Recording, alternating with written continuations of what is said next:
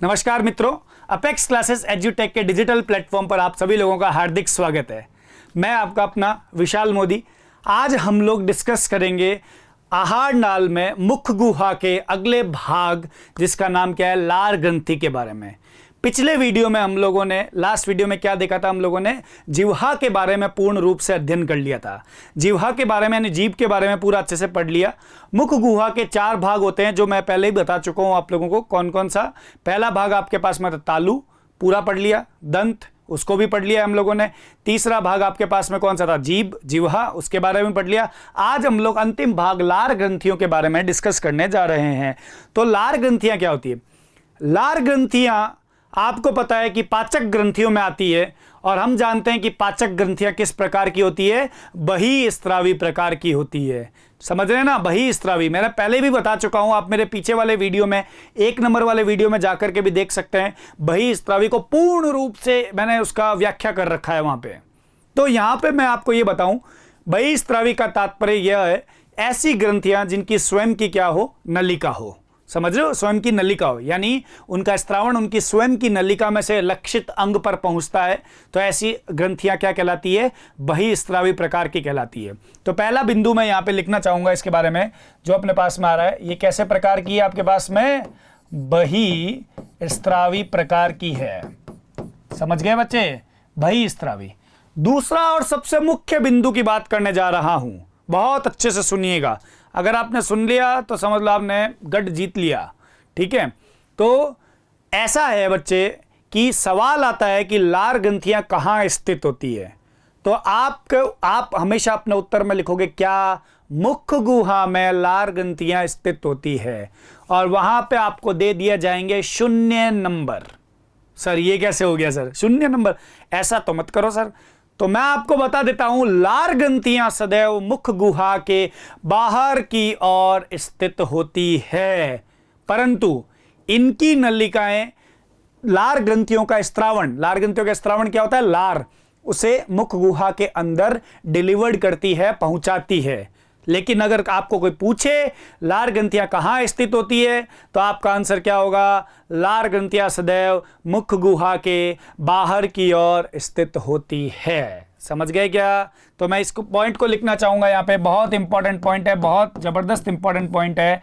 यह ग्रंथियां कहां होगी, मुख गुहा के बाहर की ओर स्थित होती है, बाहर की ओर स्थित होती है। पॉइंट याद रखिएगा, बहुत इंपॉर्टेंट पॉइंट है बच्चे, बहुत जबरदस्त पॉइंट है ये। ठीक है ना, बहुत खतरनाक पॉइंट।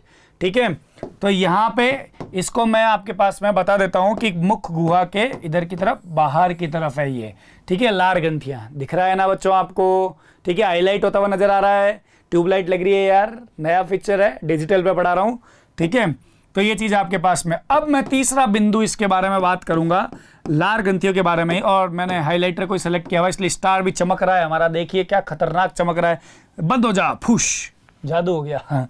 तो ये देखो, तीसरा पॉइंट लार ग्रंथियों के बारे में आएगा बच्चे।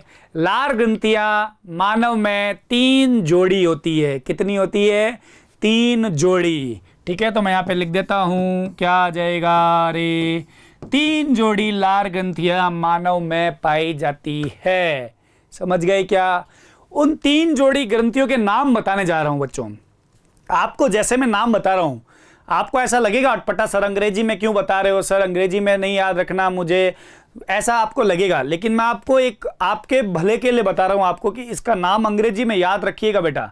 ठीक है, ऐसा ही पूछा जाता है। जूलॉजी में कई नाम डायरेक्ट इंग्लिश में आ जाते हैं, बाद में आप कंफ्यूज हो जाओगे, सर इसका इंग्लिश क्या था, हमको तो पता ही नहीं था, हमारा सवाल छूट गया। तो इसलिए मैं आपको अंग्रेजी बता रहा हूं इसके अंदर, तो आप घबराइएगा बिल्कुल मत। ठीक है, बोर्ड में आपके पास में दोनों ही भाषा के अंदर क्या होता है, परीक्षा पत्र आता है। समझे ना मेरी बात को? तो 3 जोड़ियां लार ग्रंथियां पाई जाती है। 3 जोड़ी लार ग्रंथियों में पहली ग्रंथि का नाम है पैरोटिड ग्रंथि। क्या नाम है? पैरोटिड ग्रंथि। दूसरी ग्रंथि का नाम है सब मैंडिबल और सब मैक्सिलरी ग्रंथि। सब मैंडिबल और सब मैग्जिलरी ग्रंथि। तीसरा नाम है आपके पास में सब लिंगुअल ग्रंथि। क्या है? सब लिंगुअल ग्रंथि। ये 3 नाम होते हैं इसके अंदर। अब इनके ये हर कोई ग्रंथि जो है आपके पास में वो एक एक जोड़ी है। मैंने 3 नाम बताए ना, 3 जोड़ी होती है, तो हर कोई एक एक पेयर है। समझ रहे हैं ना मेरी बात को? तो ये बात आपको दिमाग में रखनी है। मैं इसको आपको टेबल के माध्यम से समझाता हूं। टेबल के माध्यम से आपको इन तीनों के बारे में हम तुलनात्मक अध्ययन करते हैं और बातचीत करते हैं। उससे पहले मैं एक बिंदु और यहां पे दर्ज करना चाहूंगा बच्चों, जो मेरे पास में है। लार ग्रंथि का स्त्रावण जो है, लार ग्रंथि का स्त्रावण क्या कहलाता है? लार ग्रंथि का स्त्रावण लार कहलाता है। क्या कहलाता है? लार कहलाता है। इस बिंदु को याद रखिएगा। लार को अंग्रेजी भाषा में क्या बोलते हैं रे? सलाइवा। क्या बोलते हैं? सलाइवा। तलाइवा नहीं रे, तलाइवा तो गाने में आता है, ऑल द रजनी फैन तलाइवा, वो नहीं, ये है सलाइवा, लार। ठीक है, अब हम लोग किसके बारे में बातचीत करने जा रहे हैं? यहां पे हम लोग ये जो है जिसके टेबल के फॉर्मेट में हम लोग बातचीत करेंगे किसके बारे में? तीनों ग्रंथियों के बारे में। एक बार मैं तीनों नाम से फिर से परिचित करवा देता हूं आप लोगों को, ताकि आपको एक आइडिया लगता रहे। देखिए, फीचर का मतलब होता है लक्षण। ठीक है, कि किस किस लक्षण के आधार पे हम लोग इसका अध्ययन करेंगे, तो वो लक्षण मैं यहां पे लिखता जाऊंगा और उनके आधार पे हम इसकी तुलनात्मक विवरण पढ़ेंगे। पैरोटिड, ये अंग्रेजी में लिखा हुआ है, पैरोटिड ग्रंथि। आपको बताया था अभी मैंने आप लोगों को, पैरोटिड ग्रंथि है ना। दूसरा नाम है जो कॉमन नाम है, सब मैंडिबुलर और सब मैग्जिलरी ग्रंथि। ठीक है, सब मैंडिबुलर और सब मैग्जिलरी ग्रंथि। समझ रहे हैं मेरी बात को? तीसरा है सब लिंगुअल ग्रंथि। क्या है? सब लिंगुअल ग्रंथि। ठीक है, तो सब लिंगुअल को जैसे अधोजिह्वा बोलते हैं, अधोजिह्वा ग्रंथि होती है ये। ठीक है, मैंडिबुलर और मैग्जिलरी होती है वो जबड़े के नीचे की तरफ होती है। तो मेरा कहने का मतलब है कि आप इसकी अंग्रेजी याद रखो, ये चीज है। सब का मतलब यहाँ पे जो शब्द लिखा हुआ होता है सब, SUB, सब, सब से तात्पर्य होता है यहाँ पे अधो। अधो मतलब नीचे की ओर, है ना। तो अधो, अधो अपन लिख रहे नहीं है यहाँ पे। ठीक है, तो अपन क्या यूज करेंगे? सब यूज करेंगे। समझ गए बात को मेरी? अब मैं यहाँ पे आपके पास में क्या कर रहा हूं? लक्षण लिखूंगा। लक्षण में सबसे पहला लक्षण रहेगा आपके पास में स्थिति, कि ग्रंथि कहां पे स्थित होती है। तो मैं यहां पे लिख देता हूं क्या? स्थिति, लोकेशन, जिसको हम लोग अंग्रेजी भाषा में बोलते हैं। कहते हैं ना तेरे लोकेशन क्या है, तू कहां पे, ठीक है, कहां पे स्थित है। तो पैरोटिड ग्रंथि सबसे पहले नंबर पे, पैरोटिड ग्रंथि ये कहां स्थित होगी? पैरोटिड ग्रंथि, देखिए ये आपके पास में ईयर है, कान है, कान के जस्ट नीचे की तरफ क्या होगा? एक इधर और एक इधर। कौन है स्थित आपके पास में? पैरोटिड ग्रंथि स्थित है। एक इधर की ओर है रे और एक इधर की ओर है। समझ में आ रहा है क्या? कर्ण के नीचे की ओर, कर्णपाली, ये पूरा कर्ण है, कर्ण के नीचे की ओर कौन स्थित है? कौन स्थित है? पैरोटिड ग्रंथि। तो इसको हम लोग किस भांति लिखेंगे? इसको हम लोग जिस प्रकार लिखने जा रहे हैं वो देखिए आप लोग यहाँ पे। ठीक है, पैरोटिड ग्रंथि कर्ण के या कर्ण पाली के, ऐसा ज्यादा सही रहेगा बेटा। ठीक है, क्या लिख दिया अपन? देखो जादू हो रहा है, देखता जाना। एक और जादू करता हूं, ये हो गया। कर्ण पाली के नीचे की ओर क्या आ जाएगा? कर्ण पाली के नीचे की ओर स्थित है। समझ गए क्या इस बात को? बोलो हाँ। समझ गए तो कमेंट में ड्रॉप करो कमेंट की सर समझ में आ गया पूरा। और डाउट आया तो डाउट भी पूछ लेना मेरे से, कोई दिक्कत नहीं है, बता दूंगा सारे डाउट। ठीक है, तो ये ध्यान रखिएगा। सब मैंडिबुलर मैग्जिलरी के बारे में बात करने से पहले ये पैरोटिड ग्रंथि को कई पुस्तकों में या कई जगह पे इस प्रकार भी लिखा होता है। जैसे मान लीजिए ये कर्ण पल्लव है या कर्ण पाली है, इसके नीचे है, तो ये जो एरिया आ रहा है, ये वाला एरिया जहां पे पैरोटिड ग्रंथि होगी रे, दिख रहा है क्या रे? यहाँ पे, इधर देखो रे, यहाँ पे, हाँ ये वाला। तो ये जो है आपके पास में, ये गाल के एरिया में भी काउंट होता है, गाल में। तो गालों में जो ग्रंथि होती है उसको अपन पैरोटिड ग्रंथि भी कह सकते हैं। तो कई जगह पे अगर आपको सवाल में या उत्तर में अगर बहुविकल्पीय सवाल में ऐसा विकल्प मिले गालों में स्थित होती है और ये वाला विकल्प ना मिले, तो आप गालों में उसको क्या कर सकते हैं? सही करके आ सकते हैं। समझ गए बच्चे? ये बात आप ध्यान रखिएगा। दूसरी बात अपन लोग बात कर रहे हैं यहाँ पे कि जो सब मैंडिबुलर और सब मैग्जिलरी ग्रंथि है वो कहाँ स्थित होगी? तो वो ऊपरी तथा निचले जबड़े की संधि, संधि मतलब जॉइंट, जहाँ पे दोनों मिल रही है, वहाँ स्थित होगी। तो यहाँ पे मैं क्या लिख दूं रे? ऊपरी तथा निचले जबड़े की संधि पर। समझ गए क्या? बोलो हाँ। समझ गए सर तो कमेंट ठोक दो। ठीक है, तो याद रखना, ऊपरी तथा निचले जबड़े की संधि पर कौन स्थित है आपके पास में? मैंडिबुलर या मैक्सिलरी ग्रंथि। देखो एक बात आपको समझा रहा हूं, ये पहले दंत वाले में भी बताई थी मैंने आप लोगों को। ठीक है, अपने कर्ण पल्लव को खोल के सुन लेना रे बहुत अच्छे से। ये जो मैक्सिलरी ग्रंथि आपको ये मैक्सिलरी नाम नजर आ रहा है यहाँ पे, ये मैक्सिलरी नाम कहां आया था पहले? ऊपरी जबड़ा अस्थि को क्या कहते हैं? मैक्सिलरी बोन कहते हैं, मैक्सिलरी अस्थि कहते हैं। ऐसा हमने दांत वाले अध्याय में या दांत वाले वीडियो में भी देखा था। समझ गए? मैंडिबुलर जो आपको नजर आ रहा है लिखा हुआ, इसको हम लोग क्या कहते हैं रे? इसको हम कहते हैं कि ये निचले जबड़े की अस्थि है। क्या है? निचले जबड़े की अस्थि। इसलिए हमने इसको क्या दे दिया? इसकी स्थिति का नाम क्या दे दिया? इसकी स्थिति को लिख दिया ऊपरी तथा निचले जबड़े की अस्थि के संधि पर। समझ रहे हैं? तो ये इसके क्या होगी? लोकेशन आ जाएगी। अब मैं बात करने जा रहा हूं तीसरी ग्रंथि के बारे में, जो है सबलिंगुअल ग्रंथि। ये होती है जिह्वा के नीचे की ओर। अधो जिह्वा है ना, ये ग्रंथि का नाम क्या है? अधो जिह्वा, जिह्वा के नीचे की ओर। अरे इस कलर से थोड़ी ना लिखना यार, टेक्नोलॉजी भी बड़ी खतरनाक है यार, मेरा कलर चेंज कर दिया, ऐसा कैसे हो गया? ठीक है, तो यहाँ पे क्या हो जाएगा? जिह्वा के नीचे की ओर, जिह्वा के नीचे की ओर स्थित कौन है? जो स्थित है वो कौन सी ग्रंथि है? सबलिंगुअल ग्रंथि। समझ गए क्या? बोलो हाँ। हाँ सर समझ गए, बिल्कुल सही बात है। ठीक है, अब मैं दूसरे बिंदु की बात करता हूं यहां पे, आमाप। ठीक है, आमाप। आमाप में सबसे ज्यादा कौन सी बड़ी होगी, सबसे छोटी कौन सी होगी, और मध्यम वर्ग या मध्यम साइज की कौन सी होगी? तो यहाँ पे पैरोटिड ग्रंथि का जो साइज है वो सबसे बड़ा होता है। तो यहाँ पे हम लोग लिख देंगे क्या रे? सबसे बड़ी लार ग्रंथि कौन है? सबसे बड़ी लार ग्रंथि पैरोटिड ग्रंथि है। अगर आपको सवाल पूछता है मानव शरीर की सबसे बड़ी ग्रंथि कौन सी है, तो आप क्या उत्तर देंगे? यकृत। अगर आपको सवाल पूछता है कि लार ग्रंथि में सबसे बड़ी ग्रंथि कौन सी है, तो आप क्या उत्तर देंगे? पैरोटिड ग्रंथि। अगर आपको कोई पूछता है कि मानव शरीर में सबसे बड़ी अंतःस्रावी ग्रंथि कौन सी है, तो आप उत्तर देंगे थायराइड ग्रंथि। समझ रहे हैं? ये मैंने आपको एक बहुत ही गोल्डन पॉइंट बताया है। इस बात पे तो लाइक कर दो वीडियो को और कमेंट ठोक दो। ठीक है, ये चीज आपके पास में। सब मैंडिबुलर और सब मैक्सिलरी जो ग्रंथि है वो मध्यम आकार की होती है, मध्यम आमाप की होती है।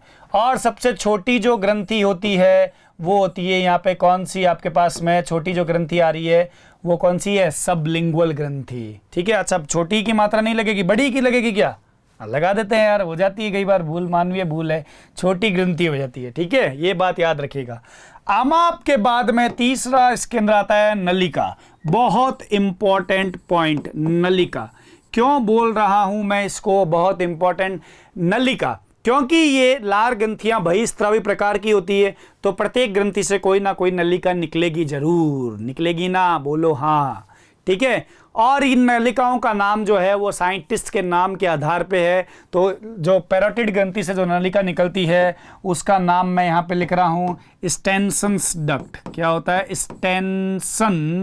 स्टेनसन्स नलिका। ठीक है, नाम थोड़ा पेचीदा है पर कोई बात नहीं, साइंटिस्ट के नाम कब से आसान होने लग गए बेटा। ठीक है, ये चीज है। जो मैंडिबुलर मैक्सिलरी की नलिका होती है वहां से निकलती है वार्टन की नलिका या वार्टन नलिका, और सबलिंगुअल से निकलती है रिविनस की नलिका। क्या होती है? रिविनस की नलिका, रिविनस नलिका। समझ गए क्या? नलिका मैंने बता दी। अब क्योंकि लार ग्रंथि स्थित कहाँ है? मुख गुहा के बाहर, लेकिन जो लार का स्त्रावण है वो नलिका के माध्यम से कहां पहुंचेगा? कहां पहुंचेगा भाई? वो पहुंचेगा मुख गुहा में। तो ये नलिका अपनी अपनी ग्रंथियों से निकल के मुख गुहा में किस किस स्थान पे खुलती है वो मैं यहाँ पे लिखूंगा। तो मेरे पास में अगला लक्षण जिसके बारे में बात करेंगे अपन, कहाँ पे खुलती है, तो यहाँ पे मैं लिख देता हूँ खुलती है। मुख गुहा में ये कहाँ कहाँ खुलती है उसके बारे में हमको बातचीत करने का है। तो पहली ग्रंथि कौन सी है? पैरोटिड ग्रंथि। पैरोटिड ग्रंथि ऊपरी जबड़े के वेस्टिब्यूल भाग में खुलती है। वेस्टिब्यूल भाग पता है क्या? नहीं पता? बता देता हूं। जो आपके पास में मसूड़े और गालों के बीच का भाग है उसको अपन क्या कहते हैं? वेस्टिब्यूल भाग। देखिए जरा मेरे फेस पे देखिएगा, मैं आपको बताता हूं। ये जो भाग मैंने आपको बताया है ये आपके पास में कौन सा भाग है? वेस्टिब्यूल भाग है। समझ रहे मेरी बात को? तो ये ऊपरी जबड़े के वेस्टिब्यूल भाग में खुलेगी। तो यहां पे लिख देते हैं ऊपरी जबड़े के वेस्टिब्यूल भाग। ठीक है, क्या जाएगा? वेस्टिब्यूल, सॉरी इसको अपन थोड़ा सा सही कर दें, वेस्टिब्यूल भाग में खुलेगी। समझ गए क्या? बोलो हाँ हाँ सर समझ गए। अच्छा थोड़ा छोटा दिख रहा हो तो थोड़ा सा यार जूम कर लेना यार, सारणी बना दी मैंने, नहीं तो मैं इसको एकदम बड़ा बड़ा लिख के दिखा देता। आप ना चाहते हुए भी देखने पे मजबूर हो जाते हैं। ठीक है, तो ये चीज़ है। सब मैंडिबुलर और मैक्सिलरी ग्रंथि की बात कर रहे हैं। ये कहाँ पे खुलती है? ये खुलती है बिहाइंड लोअर इंसाइजर, निचले जबड़े के इंसाइजर दांत के पीछे की ओर खुलती है। तो यहाँ पे क्या लिख देंगे हम लोग? निचले जबड़े के इंसाइजर को मैं डायरेक्ट चिन्ह से प्रदर्शित कर रहा हूं, आई से। आप लोग जानते हैं, मैं बता चुका हूं दंत वाले वीडियो में। इंसाइजर दांत के पीछे की ओर क्या आ जाएगा? पीछे की ओर आ जाएगा। तो ये आपके पास में इसका लोकेशन आ जाएगा। सबलिंगुअल जो जिह्वा के नीचे होती है और जिह्वा के ऊपर आके खुल जाती है, समझ रहे हो? तो ये अधर सतह, जिह्वा की अधर सतह पर खुलती है। तो मैं क्या लिख दूं इसमें? जिह्वा की अधर सतह पर। ठीक है, जिह्वा की अधर सतह पर क्या होगी? ये ग्रंथियों की नलिका यानी रिविनस की नलिका खुलेगी। समझ रहे हैं मेरी बात को? तो ये बात आपको दिमाग में रखनी होगी। अब पांचवा लक्षण है लार का प्रतिशत। लार कौन सी ग्रंथि कितना कितना प्रतिशत लार का स्त्रावण करती है? तो यहां पे पैरोटिड ग्रंथि 25% लार का स्त्रावण करती है। कितना? 25%। सब मैंडिबुलर मैक्सिलरी लार का स्त्रावण 70% करती है, जो कि अधिकतम होता है। और 5% लार का स्त्रावण किसके माध्यम से होता है? सबलिंगुअल ग्रंथि के माध्यम से होता है। ठीक है, तो अधिकतम लार का स्त्रावण कौन करती है? सब मैंडिबुलर और मैक्सिलरी ग्रंथि करती है। आगे क्या बात समझ में? तीनों ग्रंथियों को मैंने आपके पास में सारणीबद्ध तरीके से समझाया है। सारणी आपके सामने पड़ी हुई है, आप बहुत अच्छे से देखिएगा इसको। हो सके तो नोट्स भी बनाने की कोशिश कीजिएगा बेटा, बहुत इंपॉर्टेंट है 12वीं क्लास का ये चैप्टर लार ग्रंथि, यानी कि ये जो मेन जो आपको टॉपिक बताया लार ग्रंथियाँ, बहुत इंपॉर्टेंट है। अब मैं क्या कर रहा हूं कि मैं जानता हूं कि सलाइवरी ग्लैंड यानी कि लार ग्रंथि से जो स्त्रावण होता है वो क्या होता है? लार होता है। तो लार का संगठन क्या होगा? लार के संगठन की बात बता देता हूं मैं आप लोगों को। तीसरे नंबर पे अपने पास में अपन बात कर रहे हैं लार का संगठन। संगठन को पढ़ाने से पहले मैं ये बता दूं कि प्रत्येक दिन में जो मनुष्य है वो कितने मात्रा में लार का स्त्रावण करता है? तो देखिएगा इधर 1500 ml लार प्रतिदिन मनुष्य स्त्रावित करता है। ठीक है, 1500 एक फिक्स नहीं है, 1000 से 1500 होता है, लेकिन जनरली 1500 लिखा जाता है 1.5 लीटर। ठीक है, अगर मैं आपको लगभग की वैल्यू बताऊं तो 1 से 1.5 लीटर भी आप लोग लिख सकते हैं। समझ गए? तो यहां पे पहला बिंदु क्या आ जाएगा? 1500 ml लार का प्रतिदिन स्त्रावण कौन करता है रे? मानव शरीर में होता है, लार ग्रंथियां करती है। लार का पीएच जो है वो 6.8 रहता है रे। कितना रहता है? 6.8। डब्बा बनाऊं क्या रे अलग कलर से? देखो बनता है, देखो क्या जादू है। ठीक है, तो ये बात आपको दिमाग में रखनी होगी, रख लेंगे। अब मैं लार का संगठन समझाता हूं आपको कि लार का संगठन क्या क्या होगा। देखिएगा जरा इधर, बहुत अच्छे से गौर से देखिएगा। लार का संगठन, एक नंबर पे जो लार के संगठन में बात आएगी वो है आपके पास में जल। क्या है? जल। जल सबसे अधिकतम मात्रा में लार में पाया जाता है, लगभग समझ लीजिए 99% जल की ही मात्रा होती है, समझ रहे हैं। शेष 1% अन्य चीजें हैं जो मैं अभी आपको बताने जा रहा हूं। 2 नंबर पे मैं बात करता हूं जल के बाद में जो आता है सबसे इंपॉर्टेंट है रे, बचपन से लेकर के अभी तक के बुढ़ापे तक पढ़ते आ रहे हो, लार एमाइलेज एंजाइम। कौन सा? लार एमाइलेज एंजाइम। ठीक है, लार एमाइलेज एंजाइम। ये एंजाइम भी लार के द्वारा ही स्त्रावित होता है। अच्छा, एक बात और सुनिए, इसका एक और नाम होता है बेटा टाइलिन। क्या नाम होता है? Ptyalin. Ptyalin is the another name of लार अमाइलेज। दूसरा नाम है किसका? लार अमाइलेज का। क्या है? टाइलिन है। क्या है? टाइलिन है। लार एमाइलेज। लार एमाइलेज के बारे में वैसे तो मैं आगे विस्तृत अध्ययन करवाऊंगा आप लोगों को, लेकिन यहां जानकारी दे दूं, कार्बोहाइड्रेट के पाचन में इस एंजाइम का बहुत बड़ा रोल है। कार्बोहाइड्रेट के पाचन में लगभग 30% कार्बोहाइड्रेट का पाचन यह एंजाइम स्वयं करता है। समझ रहे हैं? कार्बोहाइड्रेट ये ऐसा घटक है भोजन का जिसका पाचन का शुरुआत यानी कि स्टार्टिंग जो है वो मुख्य गुहा से ही प्रारंभ हो जाती है। लार अमाइलेज, समझ गए? जिसका दूसरा नाम क्या है? टाइलिन। ठीक है, अब मैं आपके पास में जो बताने जा रहा हूं वो है 3 नंबर बिंदु, और 3 नंबर पे जो आएगा वो है लाइसोजाइम। क्या आ जाएगा रे? लाइसोजाइम। लाइसोजाइम प्रतिजैविक प्रॉपर्टी का होता है। प्रतिजैविक समझ रहे हैं ना? दो क्या करेगा आपके पास में? बैक्टीरिया वगैरह को मारने का काम करेगा। वो कौन है? लाइसोजाइम। ये एक प्रकार का रसायन जो बैक्टीरिया वगैरह को मारने का कार्य कर रहा है आपके पास में, लाइसोजाइम। 4 नंबर पे मैं विवरण दे रहा हूं, इसके अंदर आपके पास में जो है श्लेष्मा। क्या आ जाएगा? श्लेष्मा। कौन सी माँ? श्लेष्मा। ठीक है। 5 नंबर पे क्या होता है? कुछ आयंस होते हैं बच्चे, आयंस। ठीक है, जिसको अपन इलेक्ट्रोलाइट्स भी कहते हैं। ठीक है, कुछ आयंस, और वो आयंस कौन कौन से हैं वो भी मैं यहाँ लिख देता हूँ आपकी जानकारी के लिए। एक आ जाएगा सोडियम, तो एक आ जाएगा पोटेशियम, तो एक आ जाएगा आपके पास में बाइकार्बोनेट, तो एक और आ जाएगा आपके पास में क्या? Chloride ion. ये भी लार में पाए जाते हैं। आ गई क्या रे? ये तो क्या चीज थी? सामान्य बात थी। अब किस प्रकार मैं इसको विभेद करता हूं?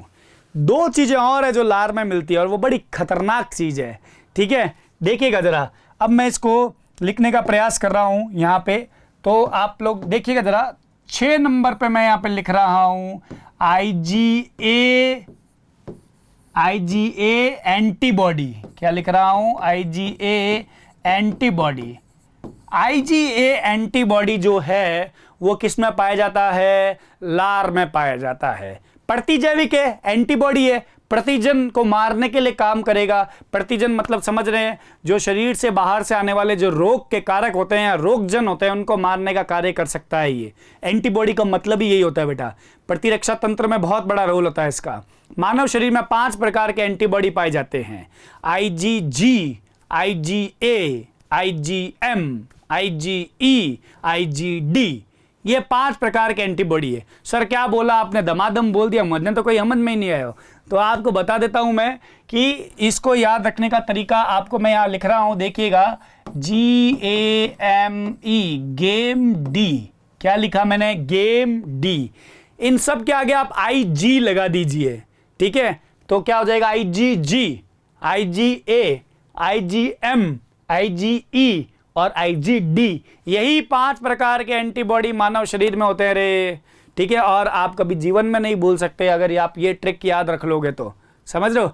सर ये बात तो ठीक है, लेकिन आप इसके आगे IG का ही कर रहे हो, मेरे को पता नहीं चल रहा है ये। तो IG के बारे में भी बताता हूं आपको। IG का मतलब होता है इम्यूनो, सुनना है ना, थोड़ा वर्ड है, इम्यूनोग्लोब्यूलिन। रिपीट करूं? इम्यूनोग्लोब्यूलिन। इम्यूनोग्लोब्यूलिन से तात्पर्य यह एक प्रकार का प्रोटीन होता है, अर्थात एंटीबॉडी भी एक प्रकार का क्या हो गया? प्रोटीन। यानी IG का मतलब इम्यूनोग्लोब्यूलिन है, और वो क्या है? एक प्रकार का प्रोटीन है जो कि वृहद और सूक्ष्म अमीनो अम्ल की चेन से, श्रृंखलाओं से निर्मित होता है। विस्तृत विवरण हम लोग प्रतिरक्षा तंत्र के अध्याय में जरूर करेंगे, मानव स्वास्थ्य वाले में। बाकी आपको ये चीज याद रखनी है, याद रख लीजिएगा, मानव शरीर में 5 एंटीबॉडी मिलते हैं। समझ गए बेटा? ये ध्यान रखिएगा। तो ये एक गोल्डन पॉइंट था, बहुत इंपॉर्टेंट पॉइंट था, इसको बहुत बार पूछा गया है। ठीक है। और 7वां पॉइंट एक और बता देता हूं, ये भी इंपॉर्टेंट है, जो कि कई बार नहीं बताया जाता है। लार में क्या होता है बेटा, कुछ मात्रा में यूरिया व यूरिक अम्ल भी पाए जाते हैं। तो यहां पे मैं क्या लिखूंगा, यूरिया व यूरिक अम्ल, क्या लिखूंगा, यूरिया व यूरिक अम्ल। तो ये बात भी आपको यहां पे ध्यान रखनी होगी, यूरिया व यूरिक अम्ल भी मिलेगा इसके अंदर। तो यहां पे मैंने आपको क्या बताया, लार का संगठन बताया है बच्चे। लार का संगठन एक बार फिर से देख लें। क्या, लार में सबसे अधिक मात्रा में जल मिलेगा क्या, जल। उसके बाद में लार में सबसे इंपॉर्टेंट जो है वो आपके पास में एंजाइम मिलेगा, जिसका नाम क्या है, लार एमाइलेज एंजाइम, जो कार्बोहाइड्रेट के पाचन में काम आएगा। फिर लाइसो एंजाइम, जो प्रतिजैविक गुण को निभाएगा, यानी कि एंटीबैक्टीरियल प्रॉपर्टी को फॉलो करेगा। श्लेष्मा यहाँ पे उपस्थित रहता है इसका संगठन पूर्ण करने के लिए। आयंस जो होते हैं वो कुछ परासरण का नियमन भी करते हैं यहाँ पे, ठीक है, जो सोडियम है, पोटाशियम है, बाइकार्बोनेट है और क्लोराइड आयन है। IgA एंटीबॉडी भी लार में मिलता है, अभी बताया मैंने आपको। और कुछ मात्रा में, बहुत सूक्ष्म मात्रा में, बहुत ही सूक्ष्म मात्रा में यूरिया तथा यूरिक अम्ल भी पाया जाता है। समझ में आ गई बात आपको। तो बच्चों यहाँ पे मैंने आपको लार के बारे में कुछ पॉइंट बताया, लार का संगठन क्या होता है। अब लार ग्रंथियों से रिलेटेड कुछ विशेष बिंदु की मैं यहाँ पे बात करूंगा। विशेष बिंदु कौन कौन से हैं वो देखते हैं हम लोग। एक नंबर पे जो विशेष बिंदु की बात करने जा रहा हूं मैं, वो देखिए आप लोग। एक नंबर पे जो है, क्या होता है बेटा, जो पैरोटिड ग्रंथि होती है ना, पैरोटिड ग्रंथि, इस पैरोटिड ग्रंथि में क्या होती है, सूजन आ जाती है। क्या आ जाती है, सूजन आ जाती है। तो इस कंडीशन को, इस स्थिति को मम्प्स बीमारी कहते हैं। क्या कहते हैं, मम्प्स, MUMPS, मम्प्स। तो पैरोटिड ग्रंथि के सूजने को क्या कहते हैं अपन, पैरोटिड ग्रंथि, पैरोटिड ग्रंथि के शोथ बिल्कुल सही शब्द है बेटा। शोथ को अंग्रेजी भाषा में इन्फ्लामेशन कहते हैं और इसका मतलब होता है सूजना। ठीक है, तो मैं लिख देता हूं यहां पे, सूजना। ठीक है, शोथ को मम्प्स कहते हैं। क्या कहते हैं, मम्प्स कहते हैं, या इस स्थिति को क्या कहते हैं, मम्प्स कहते हैं। ये बहुत ही दर्दनाक कंडीशन होती है बेटा, जिसमें क्या होता है, खाने को निगलने में बहुत ही दर्द होता है। इस पॉइंट को याद रखिएगा आप लोग, मम्प्स को। रह जाएगा क्या याद, बोलो हाँ, रह जाएगा। अब देखिए, लार ग्रंथियां तीन जोड़ी है, तीन प्रकार भी तीन है और सब एक एक जोड़ी होती है। तो कौन सी ग्रंथि ऐसी है जिससे लार अमाइलेज एंजाइम अधिकतम या मुख्यतम निकलता है? तो बता देता हूं आपको, पैरोटिड ग्रंथि ऐसी ग्रंथि है आपके पास में जो क्या करती है, केवल और केवल लार अमाइलेज एंजाइम का स्त्रावण करती है। तो यहां पे मैं लिख देता हूं, मेनली लार एमाइलेज जो है वो किसके द्वारा स्त्रावित होता है, मुख्यतः वो होता है किसके द्वारा, पैरोटिड ग्रंथि के द्वारा स्त्रावित होता है। इसका मतलब ये हुआ कि जो सब मैंडिबुलर और सब मैक्सिलरी या सब लिंगुअल अधोजिह्वा जो ग्रंथि है वो लार अमाइलेज एंजाइम का स्त्रावण नहीं करती है। ये भी बहुत इंपॉर्टेंट पॉइंट है। लार अमाइलेज एंजाइम का स्त्रावण कौन करती है, खाली पैरोटिड ग्रंथि करती है। तीसरा बिंदु मैं यहाँ पे बताने जा रहा हूँ आपको, ध्यान रखिएगा इसको। जो मांसाहारी होते हैं, शुद्ध मांसाहारी जिसको कार्निवरस बोलते हैं, और घरेलू जो चरने वाले जीव होते हैं, शाकाहारी होते हैं, जो घरेलू पशु है शाकाहारी, उनमें उनकी लार में लार अमाइलेज एंजाइम क्या होता है, एब्सेंट होता है। ठीक है, तो शुद्ध मांसाहारी जिसकी बात करें हम लोग, शुद्ध मांसाहारी एवं डोमेस्टिक मतलब होता है घरेलू, अंग्रेजी लिख रहा हूं यहाँ पे, डोमेस्टिक मतलब पालतू, हर्बीवेरस मतलब शाकाहारी। ठीक है, या जो क्या करते हैं आपके पास में, जो जैसे घास वास खाने वाले जीव, गाय वगैरह हो गए, उसमें में लार अमाइलेज अनुपस्थित होता है। कि लार में लार अमाइलेज क्या रहेगा, लार अमाइलेज अनुपस्थित होगा, नहीं पाया जाएगा। समझ गए क्या? तो ये तीन विशेष बिंदु थे जो मैंने आपको बताए हैं। यहाँ पे आपको बहुत इंपॉर्टेंट याद रखना है, मम्प्स के बारे में भी याद रखना होगा। आपसे काफ़ी बार पूछा जा सकता है बेटा इनके बारे में। किसके बारे में पूछा जा सकता है कि लार एमाइलेज किससे निकलता है? तो लार एमाइलेज केवल और केवल पैरोटिड ग्रंथि से निकल रहा है। ठीक है, 2 पॉइंट ऊपर वाले बेहद इंपॉर्टेंट है, बहुत जबरदस्त इंपॉर्टेंट है कि खाली पैरोटिड ग्रंथि ही क्या कर रही है, उसको लार एमाइलेज को निकालने का कार्य कर रही है। यहां तक बच्चों आपको बात समझ में आ गई होगी। अब हम लोग डिस्कस करते हैं जो यहाँ तक तो अपन एक बार वापस देख लें कि हम लोगों ने इस वीडियो में क्या क्या डिस्कस किया। लार ग्रंथि के बारे में डिस्कस किया, बहिस्रावी प्रकार की है, मुख गुहा के बाहर स्थित होगी और इसका मेन स्त्रावण लार होता है, 3 जोड़ी होती है। इसका तुलनात्मक अध्ययन किया, स्थिति के आधार पे, अमाप के आधार पे, नलिका के आधार पे, और खुलती कहाँ पे उसके आधार पे, और लार का प्रतिशत कितना रहता है उसके आधार पे हम लोगों ने इसका वर्णन भी किया। अब हम लोग क्या कर रहे हैं, उसके बाद में हम लोगों ने इसका लार का संगठन देख लिया। संगठन के बाद में हमने कुछ विशेष बिंदु देख लिए। बच्चों वीडियो के इस भाग में हम लोगों ने संपूर्ण रूप से मुख गुहा के भागों का पूर्ण रूप से वर्णन कर खत्म कर दिया है, लार ग्रंथि के बारे में पढ़ लिया है। अब आने वाले वीडियो में मैं आपको ग्रसनी यानी फेरिंग्स के बारे में स्टडी करवाऊंगा। ठीक है, आप इस वीडियो को जितना ज़्यादा हो सके लाइक कीजिए, शेयर कीजिए, हमारे चैनल को सब्सक्राइब कीजिए, कमेंट सेक्शन में कमेंट ड्रॉप कीजिए और जितना ज़्यादा हो सके शेयर कीजिए। Thank you very much.